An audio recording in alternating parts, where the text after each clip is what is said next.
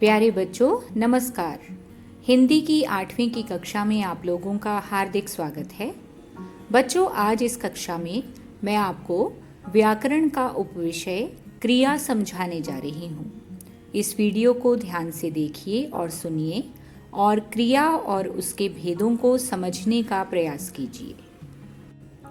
क्रिया, सबसे पहले इसकी परिभाषा देखते हैं।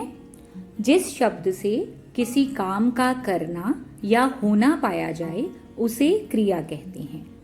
इसका अर्थ है बच्चों कि जो शब्द हमें यह बताए कि कोई काम किया जा रहा है या कोई काम हो रहा है, वह शब्द क्रिया कहलाता है।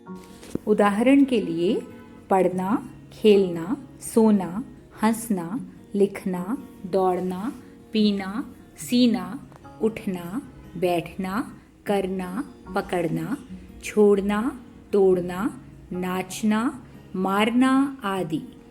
बच्चों, इन सभी शब्दों से हमें किसी न किसी काम के करने या होने का पता चल रहा है, इसलिए ये सभी शब्द क्रिया का उदाहरण हैं। आइए अब देखते हैं कि क्रिया शब्दों का वाक्यों में प्रयोग किस प्रकार से किया जाता है, यानी वाक्यों में क्रिया शब्द को ढूंढने का प्रयास करते हैं। राजा घोड़े पर बैठकर उसी शहर को चला। राजा ने नौकर अपने पास रख लिया। दोनों को राज दरबार में ले जाया गया।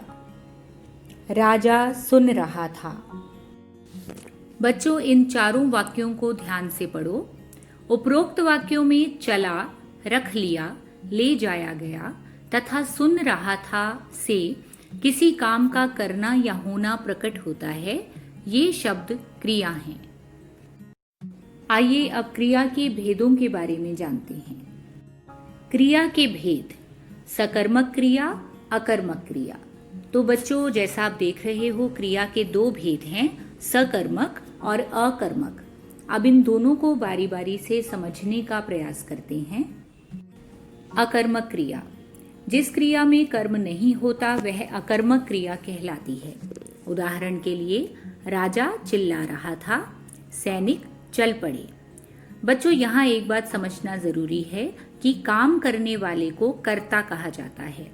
तो उपर्युक्त वाक्यों में केवल कर्ता यानी राजा और सैनिक तथा क्रिया चिल्ला रहा था, चल पड़े का प्रयोग किया गया है। यहाँ कर्म नहीं है, इसलिए यहाँ अकर्मक क्रिया है।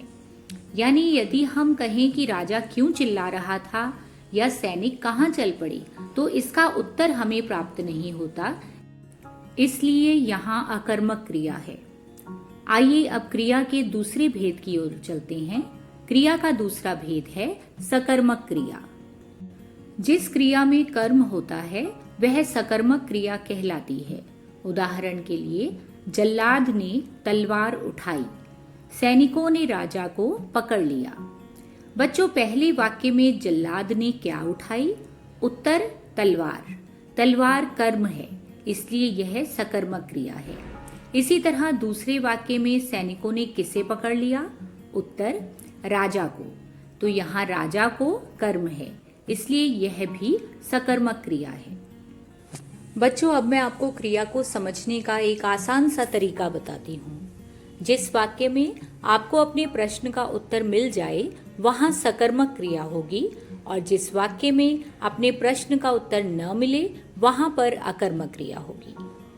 तो उम्मीद करती हूँ कि आप सभी क्रिया को अच्छी तरह से समझ गए होंगे।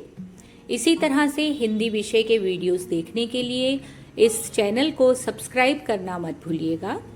इसी तरह पढ़ते रहो और आगे बढ़ते रहो। धन्यवाद।